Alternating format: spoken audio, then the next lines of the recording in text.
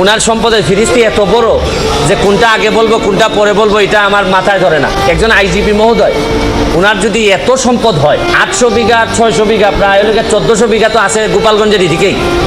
তো আমার কাছে মনে হয়েছে যে এইসব অভিযোগ, তো এটা তো আর মনে অস্বীকার উনি করেন নাই যে এই জমিগুলো আছে। তো আমার এলাকায় আমি বলে আসছিলাম যে কিছু লোক আছে অনেক সময় যে জায়গায় যায় কিছু পয়সা।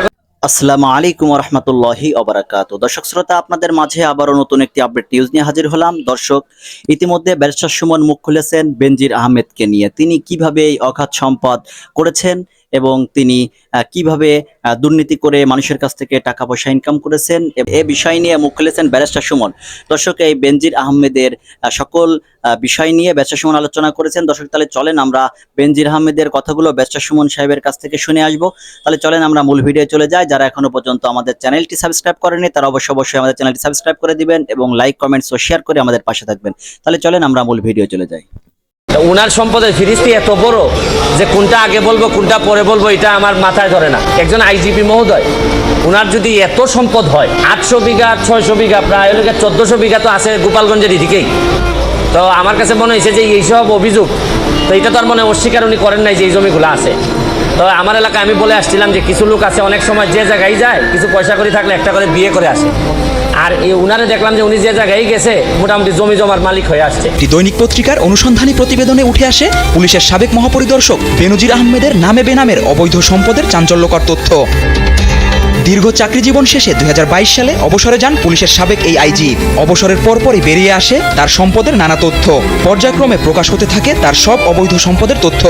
উনার 34 বছরের লাইফে উনার বেতন সহ হওয়ার কথা 1,74,00,000, প্রায় 1.25 কোটি।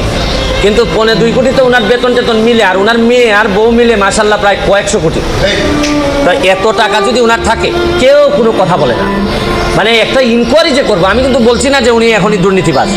আরে ভাই, এত সম্পদের হিসাব আসলে একটা ইনকোয়ারির কথা বলবে না কেউ? আপনি দেখবেন যে 31 তারিখে রিপোর্টটা হওয়ার পর আমি কাউরে কথা বলতে শুনি না। সবাই মনে হয় যে একটা ভয় পায়, ভয় মারা যাবে, নাইলে তারে মামলা দিবে, তারে এই করবে সেই করবে। মানে কি? এটা বঙ্গবন্ধুর বাংলাদেশ, স্বাধীন বাংলাদেশ। এখানে তো বঙ্গবন্ধু কন্যা স্পষ্ট বলছেন যে দুর্নীতি প্রশ্রয় দেওয়া হবে না। তাইলে এইরকম একজন আইজিপির এত সম্পদের হিসাব আসছে, কেউ কোনো কথা বলবে না। আর দুদক আল্লাহ মাহফুজ জানে নিজে স্টার্ট তো নিতেই পারে না, ধাক্কায় স্টার্ট হয় না। দুদককে এটা আমি তো অনেকদিন ওয়েট করছি, এটা আমি তখন আমেরিকাতে যখন আমি রিপোর্টটা দেখছি।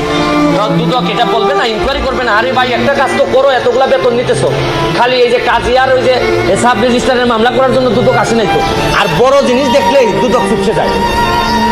আর আইজিপি মহোদয় এত সম্পদ বানাইলে হয় কি জানেন? কোন জায়গায় অশনি সংকেতটা, কোন জায়গায় অশনি সংকেত হচ্ছে কি, তাহলে যারা পরবর্তী আইজিপি মহোদয় যারা আছেন, পরবর্তীতে যারা আসবেন, তারা হয়তো ভাবতেছেন যে মডেল ক্যারেক্টার আমাদের কে হবে। যারা অসৎ হবে তারা তো বেনজির সাহেবকে ধরে নেবেন যে উনি হচ্ছেন কি আমাদের আদর্শ। তাই উনি যদি আদর্শ পরেরা ধরে নেয় তাহলে এরাও 800, 900, 1000 করে বিঘা কিনা লাগবে। তারপর আসতেছেন নিচের যারা আসবে, যারা অসৎ, এর মধ্যে অনেক সৎ অফিসার আছেন, তারা কিন্তু অনেক বেশি ফ্রাস্ট্রেটেড হবে যে আমরা সততা করে কিছুই তো করতে পারলাম না, মেয়েরে পড়াইতে পারি না। আর বেনজির সাহেবের শুনলাম যে মেয়ের অভিযোগ হচ্ছে গিয়ে মেয়ের একটু নর্থ সাউথ থেকে একটু রেস্ট নেওয়ার জন্য একটা ফ্ল্যাট আছে। আর আমি জীবনে এতদিন হাইকোর্টে থেকে একটা ফ্ল্যাট কিনা তো দূরের কথা, ভাড়া বাসায় থাকতে হয়। তবে একটু এখন আবার সংসদ সদস্য হওয়ার কারণে একটা ছোটো ফ্ল্যাট আমার দিছে ওই মেন ফ্ল্যাটের মধ্যে, তাও আবার 2টা রুম দেয়। ওই নতুন এমপি হইলে আবার রুমও কম দেয়।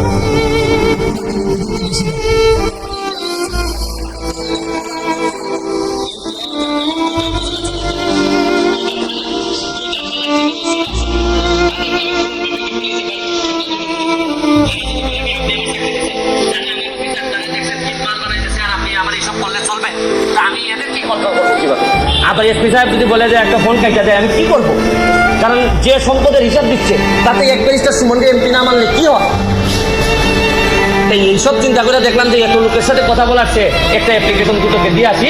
আর দুদক যদি মনে করে না এত বড় জিনিসের বিরুদ্ধে দেওয়া যাবে না, তাহলে তো আমার মহামান্য সুপ্রিম কোর্ট তো আছেই, এইসব জায়গায় নক করবো। আমার কথা হচ্ছে যে ভাই কতটুকু করতে পারবো জানি না, তবে চোখ রেখে বলতে পারবো যে আমি চেষ্টা করে গেছি। যেগুলাতে চূড়ান্ত পরিণতি হয় না, এগুলাতে আমার অভিযোগ চূড়ান্ত রকমের দেশের প্রতি অবমাননা হয়েছে। কারণ আমি তো এককভাবে দেশের মালিক না যে অবমাননা হইলে সব দায়িত্ব আমার। আমি আমার জীবন যৌবন সব কিছু একটু রিস্কে রেখে আমি এগুলা সারা বাংলাদেশের মানুষের সামনে নিয়ে আসছি। বিচার তো কয়েক প্রকার হয়, একটা হচ্ছে গিয়ে হয়তো কাঠ গড়ায় দাঁড়ায় না, কিন্তু মানুষের বিবেকে, মানুষের বিবেচনায় তো একটা বিচার হয়। তো আপাতত না হয় এগুলো চলতে থাকো, কেউ না কেউ এইসব জিনিস, এই শুনেন পতাকাটা তো কেউ না কেউ টেনে নিয়ে যায়, হয়তো পতাকার দাম কতটুকু থাকবে আমি জানি না, কিন্তু তাও তো ধরেন একটা মামলা, আপনি জানেন যে কিসের মামলাটা আমি সুরাহা করতে পারছি, হচ্ছে কি আপনার সেরাটনের মামলা, সালাম মুর্শিদির মামলা, তারপরে সালামের মামলা পারি না, এটা সুপ্রিম কোর্টে গিয়ে এটা আবার করে দিচ্ছে। কিন্তু শুনেন, আমাদের ট্রায়ালে, আইন অঙ্গনে ট্রায়াল আমরা যখন করি, বিচার যখন করি, তখন আমরা যখন বুঝি যে এই আসামিরে বাঁচানো যাওয়া কঠিন, তখন কিছু কিছু কথা আমরা ট্রায়ালের মধ্যে বলে রাখি, ডিনায়াল বলে যাবে, আমরা ডিনাই করে রাখি যাতে আপিলে গিয়ে কাজে লাগে। তা আমি যেগুলো করে যাচ্ছি এগুলো ডিনায়াল দিয়ে যাচ্ছি, হয়তো আমি এদেরকে ধরতে পারি না, ডিনায়াল দিয়ে যাচ্ছি। আমার একটা বিশ্বাস, আপিল মানে হচ্ছে যে নেক্সট জেনারেশন, কোনো না কোনো একদিন আসবে।